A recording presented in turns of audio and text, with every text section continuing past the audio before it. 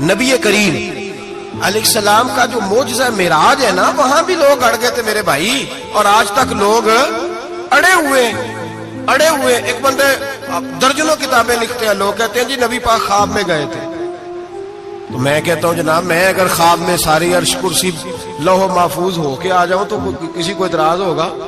وہ کہے گا جناب خیالی پلاؤ پکائیے تے کیوں کدی بھی گھٹ نہ پائیے، اس میں کون سا خرچہ آنا ہے؟ تو نیند میں تو بندے کو اگر بننا بھی ہو تو کسی بڑے ملک کا صدر بننا چاہیے، کوئی بندہ اس پہ اعتراض کر سکتا؟ خوابوں پہ کبھی اعتراض؟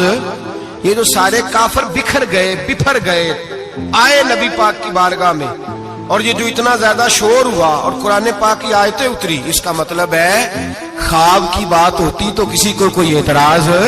حضور نے فرمایا میں گیا ہوں، جسم کے ساتھ گیا ہوں، سبحان الذی اسری بعبدہ، اور اللہ فرماتے ہیں نبی پاک کو میں لے کے گیا ہوں، نبی پاک کو میں، جو دعوی رب کریم کا ہے۔ سید عالم علیہ السلام فرماتے ہیں میں تو سو رہا تھا، میں آرام سے، اور اپنے گھر نہیں ام ہانی بہن کے گھر سو رہا تھا، حضرت علی کی سگی بہن۔ حضور فرماتے ہیں میں سویا ہوا، کوئی آنے والا آیا۔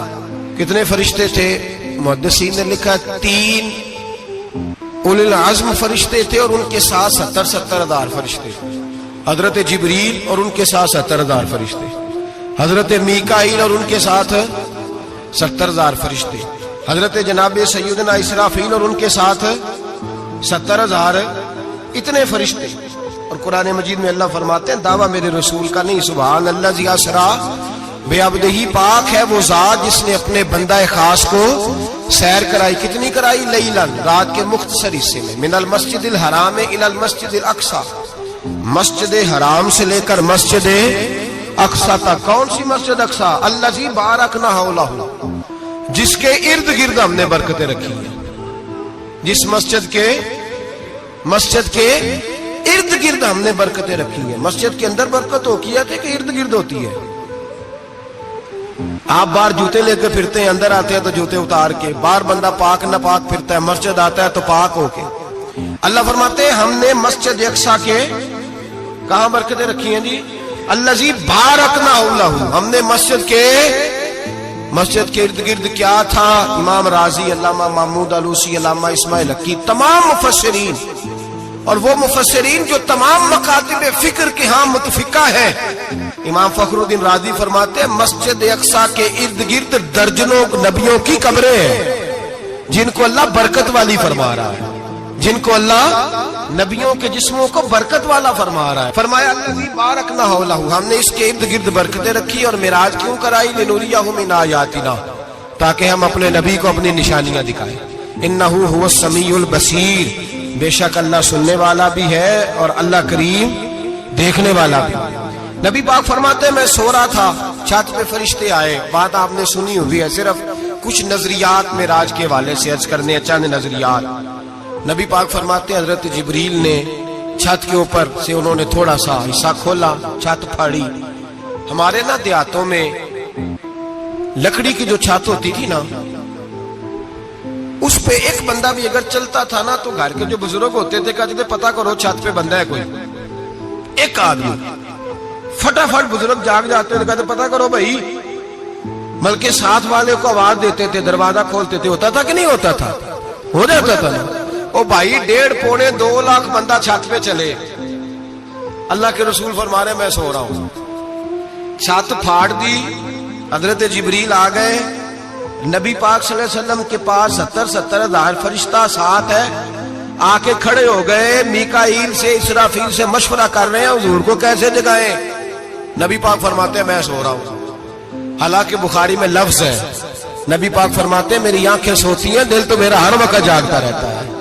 نبی کریم سید عالم صلی اللہ تعالی علیہ وسلم فرماتے ہیں میں سویا رہا۔ اب حضور آرام کہاں کر رہے تھے؟ زمین پہ۔ آرام کہاں کر رہے تھے؟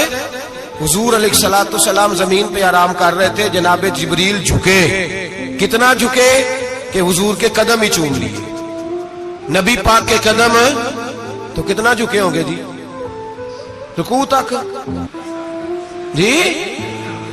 میں نہیں جی گل کی سجدے دی، تساں کیتی جے، فتوا لگا تواڈے تے لگنا جی۔ کہاں تک لگی؟ کہاں تک جھکے؟ اعلیٰ حضرت کہتے ہیں حضرت جبریل نے سجدہ نہیں کیا نبی پاک، میرے اعلیٰ حضرت کا کمال یہ ہے کہ شریعت بھی بچ جاتی ہے اور عشق کو بھی پورا سکون مل جاتا ہے. اعلیٰ حضرت فرماتے ہیں جناب جبریل نے سر پہ تاج پہنا تھا اور تاج میں موتی لگے ہوئے تھے. وہ موتی نبی پاک کو سجدہ کرنے لگا. وہ موتی نبی پاک کو دیکھیں فاضل بریلوی کے قلم کا حسن فرمانے لگے تاج روح القدس کے موتی جنہیں سجدہ کرے. تاج روح القدس کے حضرت جبریل کے سر کے تاج پہ جو موتی ہیں وہ نبی پاک کو سجدہ کر رہے ہیں. نبی کریم یہاں کوئی بندہ اب تو خیر لوگ ہاتھ بھی کسی کے چومتے ہیں تو خود نہیں اوپر ہوتے ہاتھ ہی اوپر کر لیتے ہیں.